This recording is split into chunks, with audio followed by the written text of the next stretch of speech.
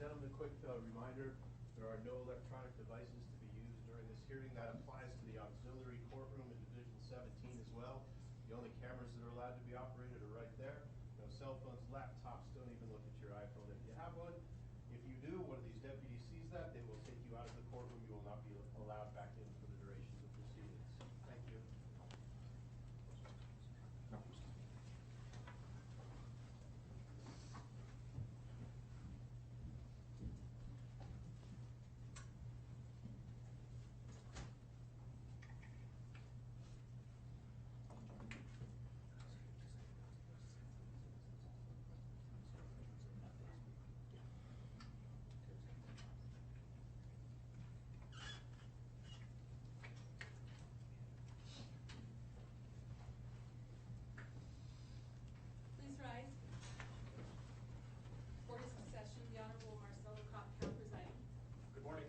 Seated.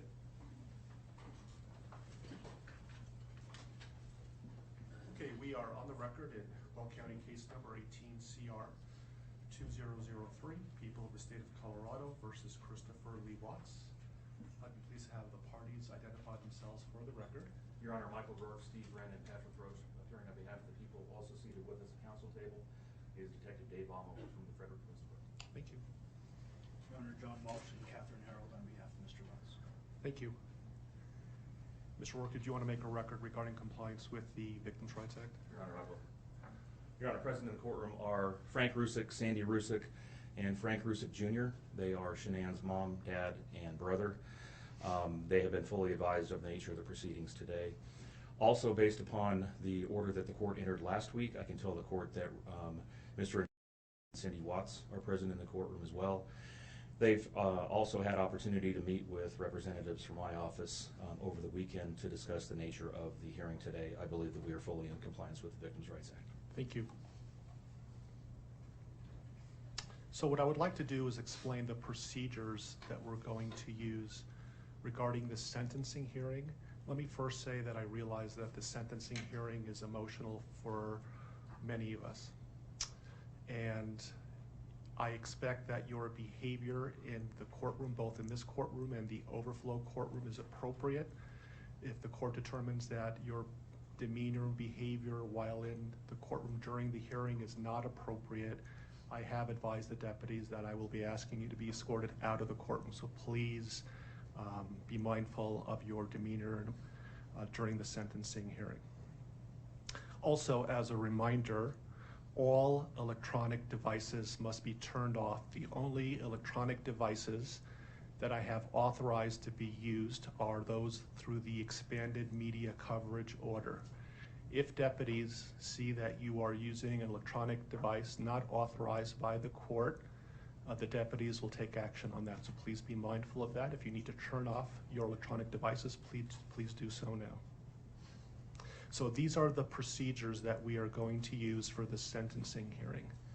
First, the prosecution will have an opportunity to present evidence. Once the prosecution finishes, the defense will have an opportunity to present evidence. Then, if there are any victims under the Victims' Rights Act, including Cindy and Ronnie Watts, that have not been called by the prosecution or the defense, or any other defined victims under the Victims' Rights Act, they will have an opportunity to make a statement to the court as it relates to their rights under the Victims' Rights Act. Thereafter, the prosecution will have an opportunity to argue. The defense will have an opportunity to make an argument. If Mr. Watts chooses to, he will have an opportunity to make a statement, and then the court will impose a sentence in this case. Does everybody understand? Okay. And so, Mr. Rourke, are you going to be speaking on behalf of the prosecution? Yes, Your Honor, I am. And you are welcome to present evidence. Thank you. Your Honor, if I may approach, I want to tender to the court what have been marked as sentencing exhibits 1 through 21 inclusive. I have provided copies of these to defense counsel. Thank you. Your Honor, photographs 1 through 21, sentencing exhibits 1 through 21 represent a number of different photographs that are in discovery that Shanann's mother and father wanted the court to have for your consideration as you impose sentence today. They may allude to those, and I've asked them to do so by way of sentencing exhibit number, but that's the sum and substance of exhibits 1 through 21. Thank you. And do you have individuals who would like to make a statement? I do. Your Honor, if I could first call upon Frank Rzucek to join me at the podium. Thank you.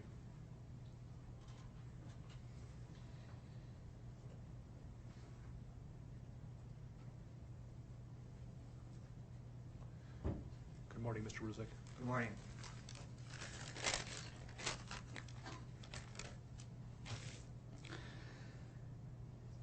What I'd like to say to the court is that Shanann, Bella, and Nico are loving, caring people. They love life. They love being around people who love them. They always had good times. This is the first time they went to the beach this year, and they loved it. But God only knows what happened that night. Life will never be the same without Shanann, Bella, and Celeste, and Nico.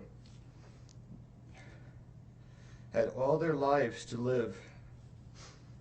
They were taken by a heartless one. This is the heartless one, the evil monster, who dare you take the lives of my daughters Shanann, Bella, Celeste, and Nico. I trusted you to take care of them, not kill them. And they also trusted you. The heartless monster, and then you take them out like trash. You disgust me. They were loving and caring people. You may have taken their bodies from me, but you will never take the love they had from me. They loved us more than you will ever know, because you don't know what love is. Because if you did, you would not have killed them. You monster, thought you would get away with this. I don't know how. The cameras do not lie. You carry them out like trash of the house. Yes, I seen the videotape. You buried my daughter Shanann and Nico in a shallow grave, and then you put Bella and Celeste in huge containers of crude oil. You heartless monster. You have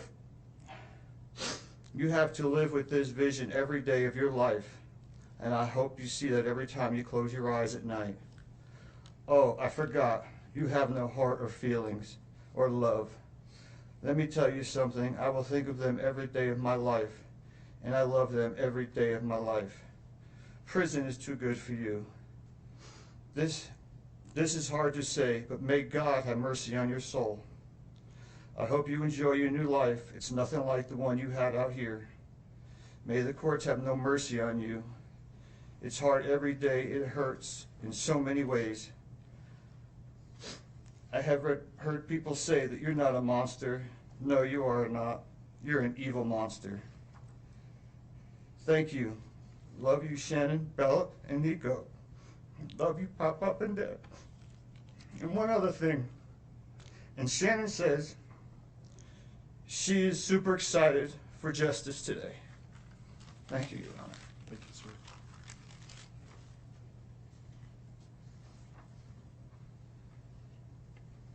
I might have just one moment. Sure.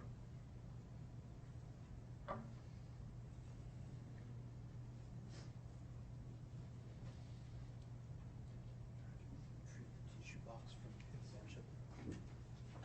Your Honor, Frankie Rzucek Jr., he has asked me to read his statement for him, but he would like to stand with me if that's okay. Of course. Sir, if I could just have you state your name for the record. Frankie Rzucek Jr. Thank you for being here. Your Honor, the past 3 months I barely slept because I've been going through a lot of different emotions because I did not see this coming.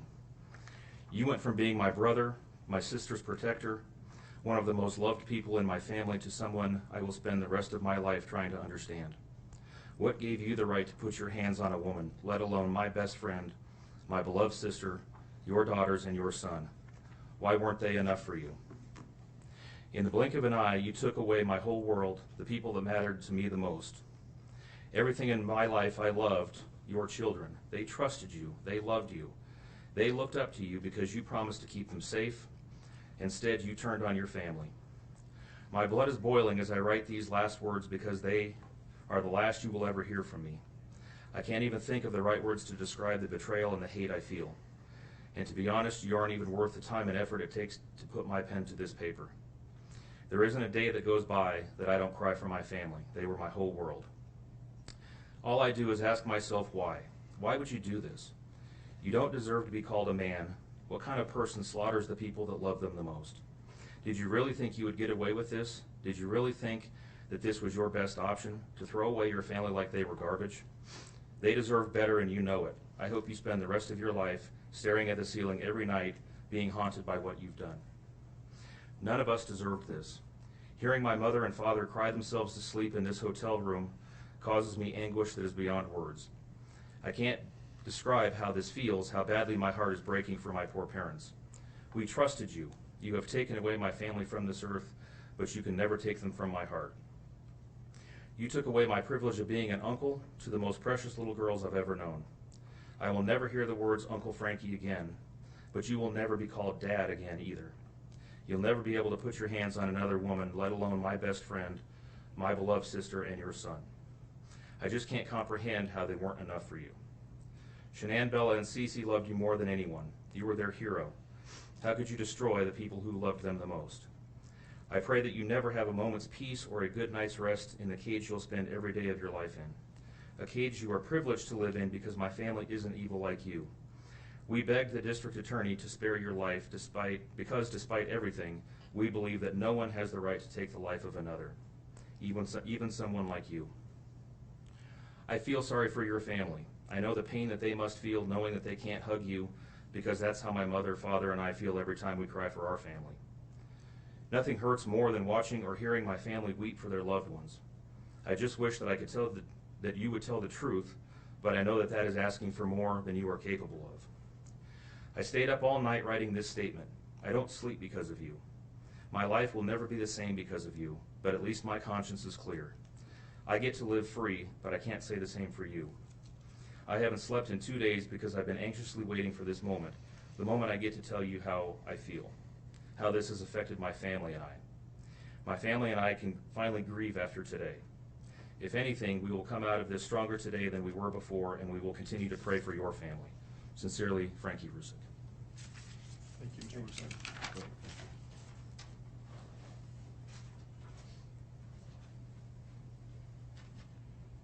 Your Honor, Sandy Rzucek would like to address the court.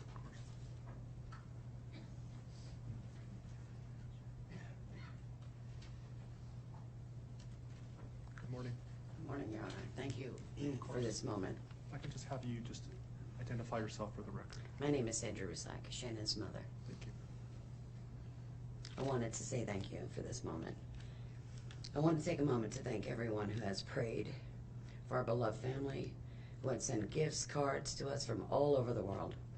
I know God will put the evil people where they need to be. I also want to take the time to thank the town of Frederick, Greeley, FBI, the DA's office, the CBI, for exceptional work. We thank Nicole Atkinson, Shannon's neighbor, Nathan, and his family. To me, they're our heroes. They really are. God bless. God makes no mistakes on who he puts in your life. Marriage is about love, trust, and friendship and unity. We marry for sickness and health, to death do us part. Our daughter Shanann loved you with all of her heart. Your children loved you to the moon and back. Shannon's family was her world. Shanann put a crown on your head. But unfortunately, the day that you took their life, God removed that crown. We loved you like a son. We trusted you. Your faithful wife trusted you. Your children adored you, and they also trusted you. Your daughter Bella Marie sang a song proudly. And I don't know if you got to see it, but it was, "Daddy, you're my hero." I have no idea who gave you the right to take their lives.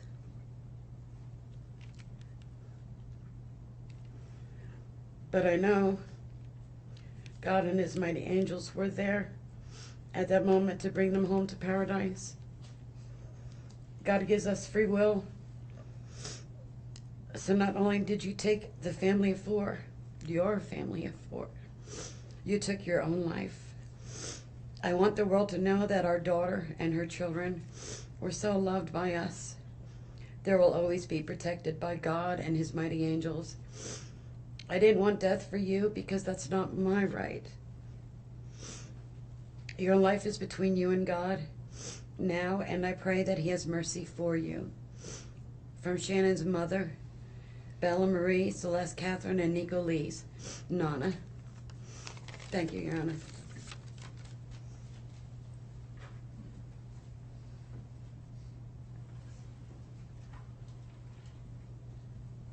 Your Honor, that's all the witnesses that I had intended on calling, and I know that the court addressed this during the procedural posture. I am aware that Mr. and Mrs. Watts would also like to address the court.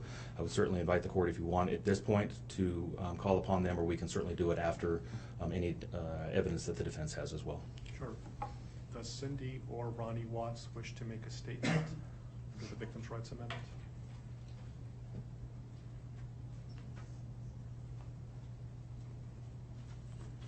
Good morning, Ms. Powers. Good morning, Your Honor.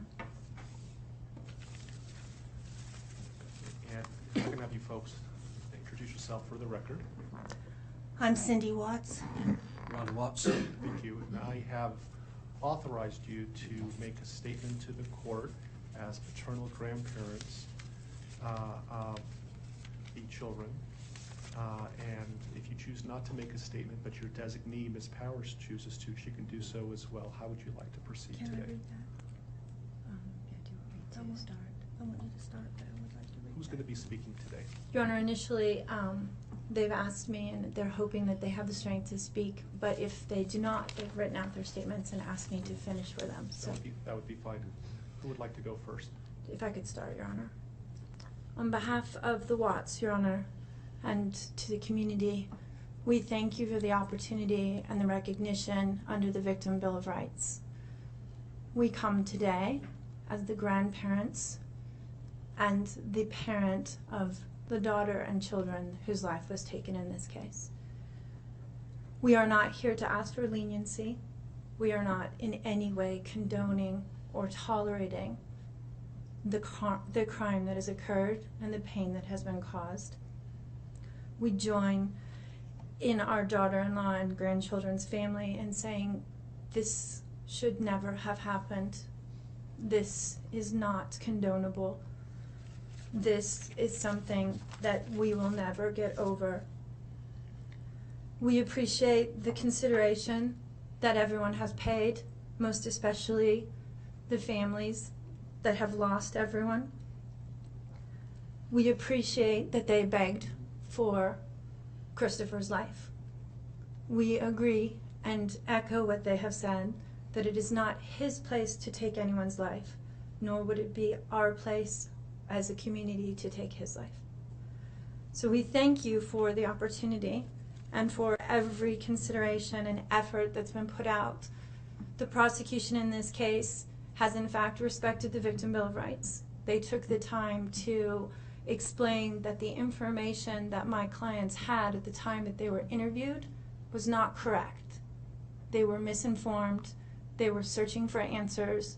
They were not intending to cause any pain to anyone, and they appreciate that the prosecution answered their questions and gave them the time and the respect and the consideration so that they could tell this court and everyone in this community that the interview content was not their message, that they accept that their son has done this, that they accept that he chose to plead guilty, that he sought and requested their consent and agreement for a life sentence.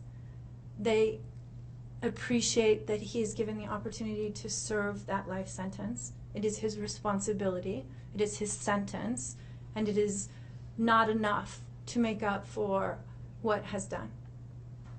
We understand and we join the family in that we have questions. We don't know how such a thing could possibly happen, or that a man that was responsible for raising his children and protecting his wife would take the steps that he did, and that he would disregard their bodies and the love that he had for them and they had for him and everyone else, and take the gestures and put this community through the investigation and the discovery and the responsibility of bringing justice. We do not understand that. We do not think it was appropriate. We cannot begin to think that an explanation will ever justify it.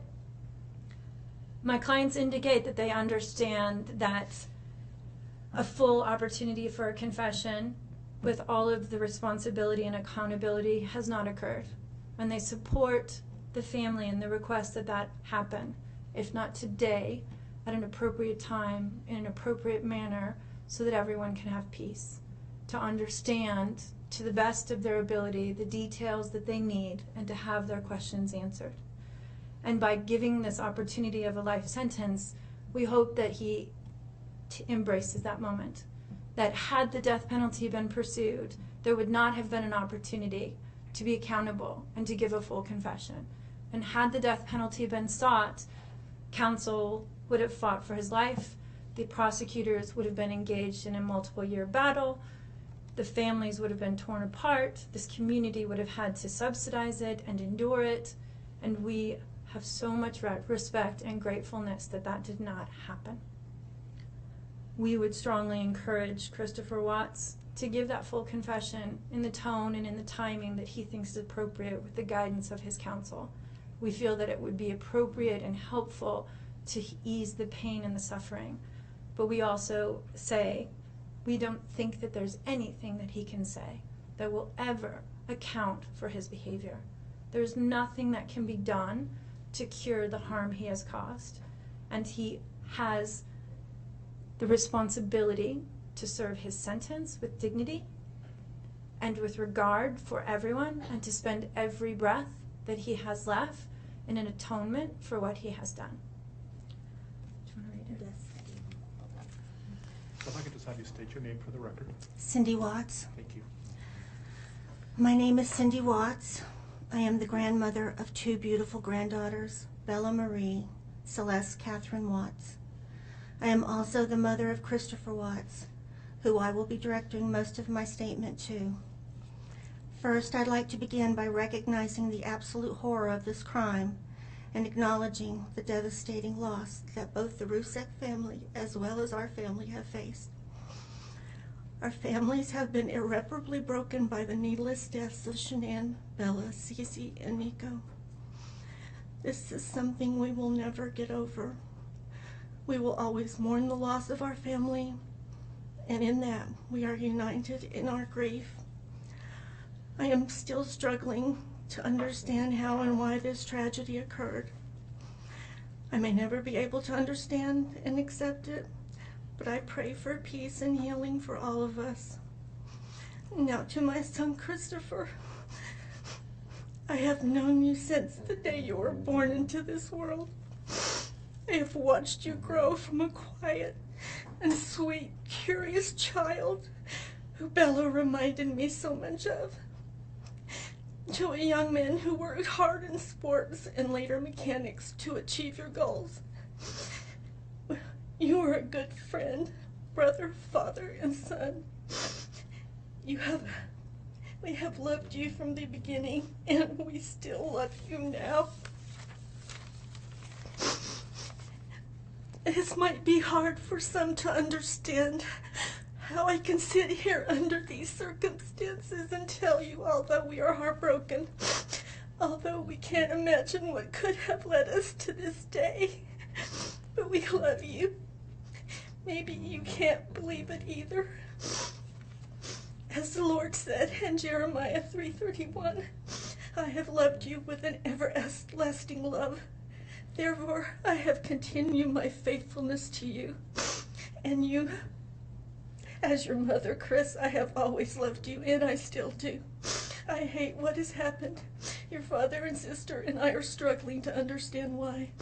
But we will remain faithful as your family, just as God remains faithful because of his unconditional love for us all. We love you, and we forgive you, son.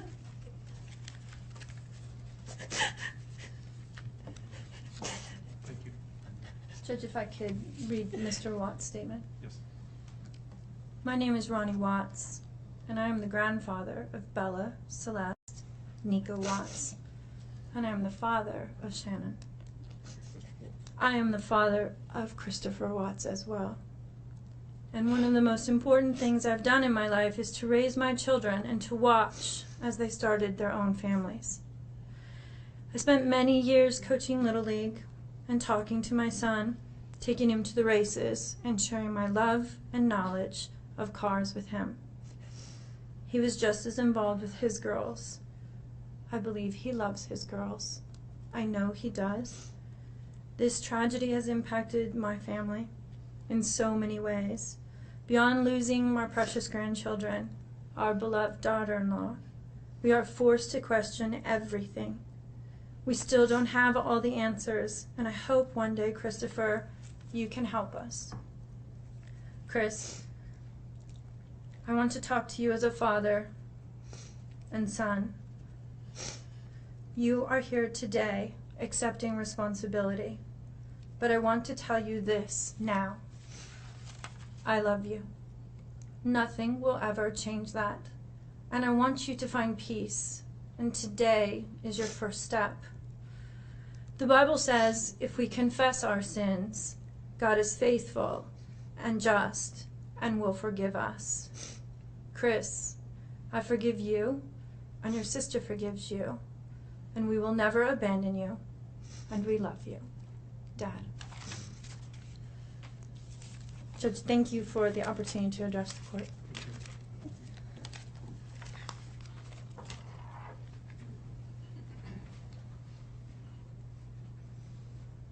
Are there any other statutory victims under the Victims' Rights Act that would like to make a statement today? Your Honor, I am not aware of any. For the record, nobody is raising their hand. Mr. Walsh, would you like to present any evidence? We have no evidence, Your Honor. Thank you. Mr. Walker, is there any statements you would like to make on behalf of the prosecution? Yes, please.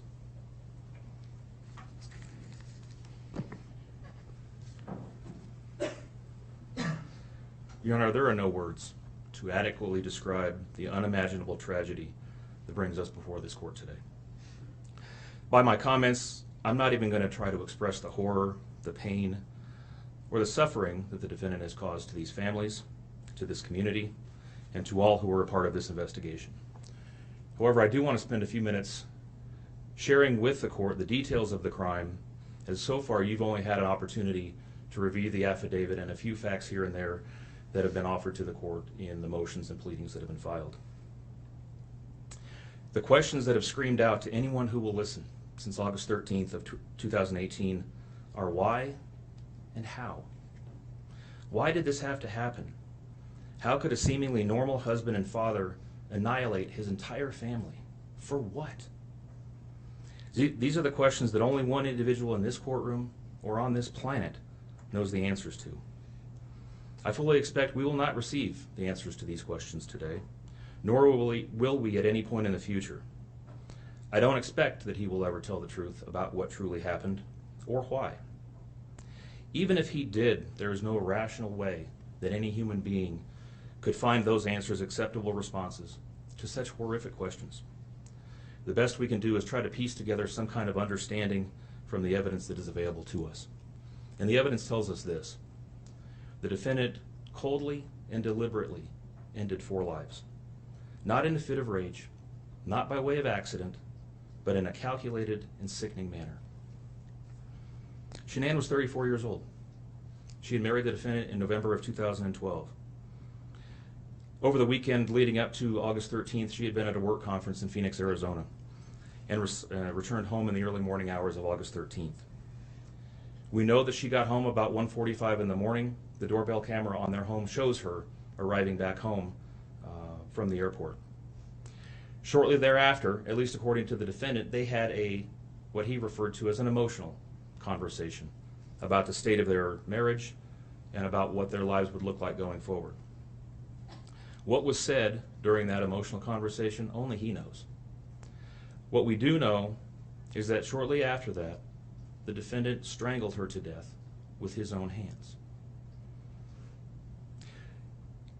We know that he slowly took her life the morning of August 13th. We know that this was not done in an uncontrolled, vengeful manner that he tried to describe to agents from CBI and the FBI. If that were the case, you would expect to see vicious, horrible bruising about her neck, shoulders, and face. You would expect to see the hyoid bone in her neck broken. You would expect to see some kind of defensive wounds on his body as she struggled and fought for her own life. None of those are present. The only injuries that were on Shanann's body were one set of finger or bruising, what appeared to be fingernail or finger mark bruising to the right side of her neck. We know that our experts will tell us that it takes 2 to 4 minutes to strangle someone to death manually with their own hands. The horror that she felt as the man that she loved wrapped his hands around her throat and choked the life out of her must have been unimaginable. Even worse, what must Bella, age 4, and Celeste, age 3, must have experienced or thought as their father, the one man on this planet who was supposed to nurture and protect them, was snuffing out their lives. They both died from smothering. Let me say that again. The man seated to my right smothered his daughters. Why? Imagine the horror in Bella's mind as her father took her last breaths away. Your Honor, understand very clearly, Bella fought back for her life. The frenulum, the connective tissue between her upper lip and her gum, had a centimeter and a half laceration. She bit her tongue multiple times before she died. She fought back for her life as her father smothered her. Celeste had no such injuries. In fact, she had no external injuries at all.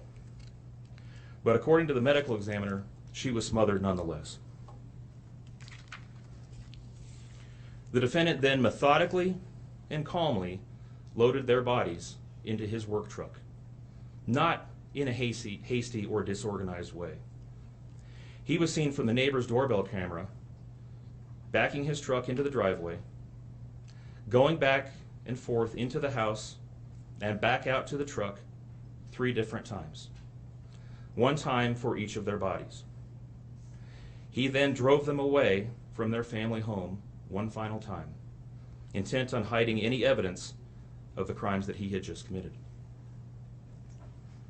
In one final sign of callousness for his wife, his daughters, and their unborn son, and their remains, he drove them to a location that he thought no one would ever find them, to one of the oil tank batteries with which he was so familiar. He knew this was safe. He had texted a coworker the night before saying, "I'll head out to that site. I'll take care of it." He had carefully ensured that he would be alone in the middle of the plains to secrete away the remains of his family in a place that he hoped they would never be found. In one final measure of disrespect for the family he once had, he ensured that they would not be together, even in death, or so he thought. He disposed of them in different locations. He buried Shanann and Nico in a shallow grave away from the oil tanks. Bella and Celeste were thrown away in the oil tanks at this facility. Different tanks, so these little girls wouldn't be together in death. Imagine this, Your Honor. This defendant took those little girls and put them through a hatch at the top of an oil tank, 8 inches in diameter. Bella had scratches on her left buttocks from being shoved through this hole. A tuft of blonde hair was found on the edge of one of these hatches. The defendant told investigators that Bella's tank seemed emptier than CC's because of the sound that the splashes made. These were his daughters. Significantly, when his coworkers arrived at the tank battery later that morning, to a person, they all described him as acting completely normally. It was a normal workday, even while his daughters sank in the oil and water not far away from him.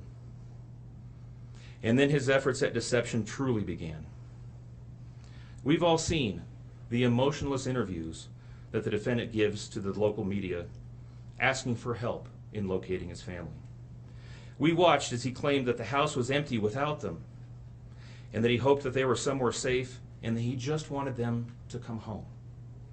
He told investigators that they were at home sleeping when he left for work that morning, and that Shanann had told him that she was taking the girls to a friend's house for the day. What is striking about this case, Your Honor, beyond the horrors that I've already described to you, is the number of collateral victims that he created by his actions. While he stood in front of TV cameras asking for the safe return of his family, scores of law enforcement officers, neighbors, friends, and family scoured the area, fretted for their safe return. They texted him begging for any information and sending him their best wishes, all the while he hid what he had done. The list of indirect victims does not end there. Think of the firefighters and the Colorado State Patrol hazmat experts who had to don protective suits and who were called upon to pull Bella and Celeste out of those oil tanks. Or the coroner employees who had to conduct these autopsies. Or the victim assistants who frantically attempted to ease the suffering of those affected. All of this, Your Honor, for what? Why? Why did this have to happen? His motive was simple, Your Honor. He had a desire for a fresh start, to begin a relationship with a new love that overpowered all decency and feelings for his wife, his daughters, and unborn son. While Shanann texted the defendant over and over again in the days and weeks leading up to her death, attempting to save her marriage, the defendant secreted pictures of his girlfriend into his phone and texted her at all hours of the night. While Shanann sent the defendant self-help and relationship counseling books, one of which, ironically enough, was thrown in the garbage, he was searching the internet for secluded vacation spots to take his new love in researching jewelry. And while Shanann took the girls to visit family in North Carolina, the defendant went to car museums and the sand dunes with his new girlfriend. The stark contrast between the subjects of their internet and text content is absolutely stunning. Even the morning after he killed them and disposed of their bodies, he made several phone calls. One was to the school where the girls were supposed to start, telling the school that the girls would not be coming to school anymore, that they were being unenrolled, presumably to give him some more time before law enforcement notification about them going missing. He contacted a realtor to start discussing the selling of his house, and he texted with his girlfriend about their future. None of this answers the questions of why, however. If he was this happy and wanted a new start, get a divorce. You don't annihilate your family and throw them away like garbage. Why did Nico, Celeste, Bella, and Shanann have to lose their lives in order for him to get what he wanted? Your Honor, justice demands the maximum sentence under the agreement reached by the parties. As you will recall, the agreement calls for life sentences as to Shanann, Bella, and Celeste, and all of those to run consecutively to one another. It also calls for the count of unlawful termination of a pregnancy as to Nico to run consecutively to counts 1, 2, and 3. I would suggest that the extreme aggravation present in the defendant's conduct and in the efforts that I have described mandate that the sentences for counts 7, 8, and 9, the tampering with a deceased human body, each be the maximum of 12 years, and that those sentences run consecutively to one another. It is very clear that each of these acts, that these were not the subject of one act, but each oil tank that he walked up with his daughter's bodies and the hole that he dug for his wife and unborn son mandate a mandatory consecutive sentence.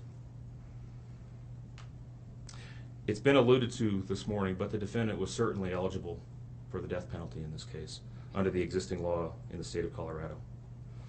As you heard, Shanann's family strongly opposed my office seeking the death penalty and being bound to the criminal justice system for the next several decades. That's in large part, as you've heard, why we have reached the agreement that we have. 4 lives were lost at the hands of the defendant on August 13th for reasons that we will never fully understand, nor will we know.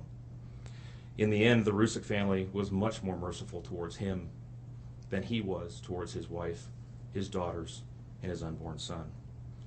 Prison for the remainder of his life is exactly where he belongs for murdering his entire family.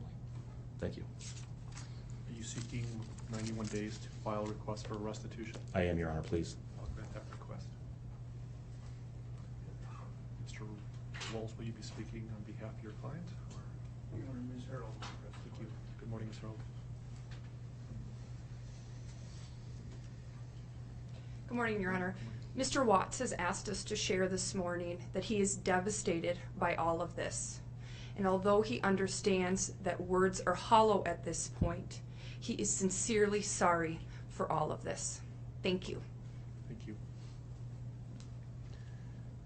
Mr. Watts, as I indicated when we began, you have the right to make a statement if you choose to. Would you like to make a statement? No, sir. Thank you. So the court has considered the arguments made by the attorneys. The court has considered the statements made by the victims in this case. The court's going to find that the plea agreement is fair and reasonable under the circumstances. I want to acknowledge the Rzucek family as well as the Watts family that showing mercy on Mr. Watts is understood, and I respect that decision to request that the district attorney not seek the death penalty in this case. And so the court is going to accept this plea bargain under the circumstances. Words that come to mind when I hear the evidence in this case are a senseless crime and the viciousness of the crime.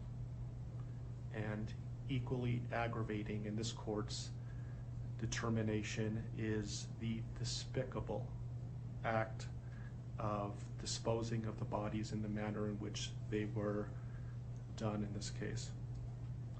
I've been a judicial officer now for starting my 17th year, and I could objectively say that this is